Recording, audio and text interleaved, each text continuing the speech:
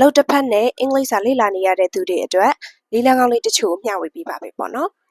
ကျမလည်းအလုပ်တစ်ဖက်နဲ့အင်္ဂလိပ်စာလေ့လာတာကျမအင်္ဂလိပ်ကိုကျမလေ့လာခြင်းလို့လေ့လာတာကျမကြိုက်လို့သဘောကျလို့စိတ်ဝင်စားလို့လေ့လာတာပေါ့နော်ကျမအလုပ်နဲ့ကဆက်ဆက်မှုတော့ရှိတယ်ဒါပေမဲ့အရင်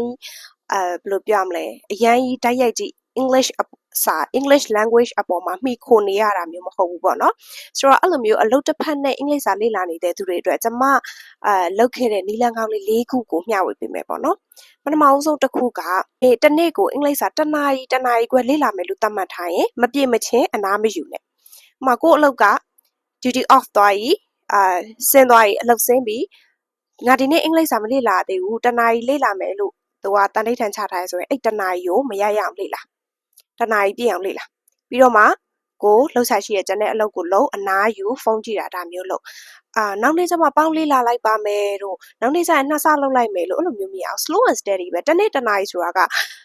ကြည့်လိုက်လို့ရှိရင်အရင်ကိုများတဲ့အချိန်ပမာဏမဟုတ်ဘူးဒါပေမဲ့တစ်လနှစ်လသုံးလလေးလအဲ့လိုကာလကြာလာတဲ့အခါမှာဆိုလို့ရှိရင်အဲ့ဒီတစ်နေ့တစ်နာရီလောက်ပဲလေ့လာ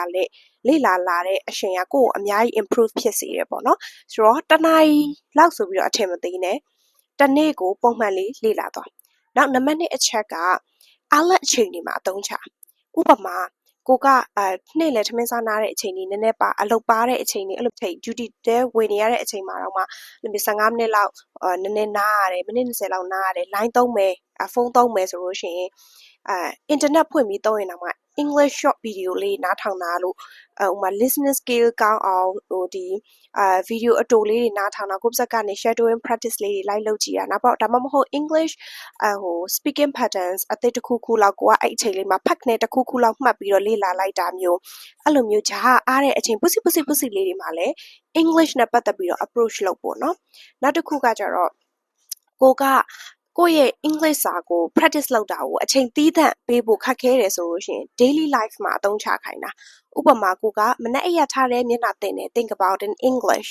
ခေါင်းထဲမှာ English လို့စဉ်းစား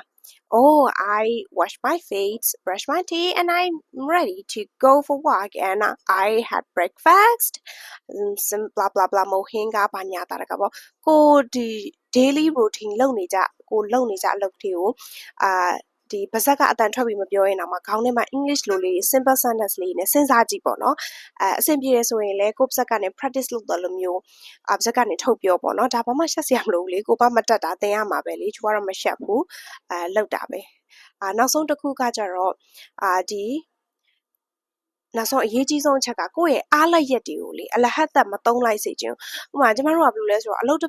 ကလည်းအရန်ပင်ပန်းနေဒါပေ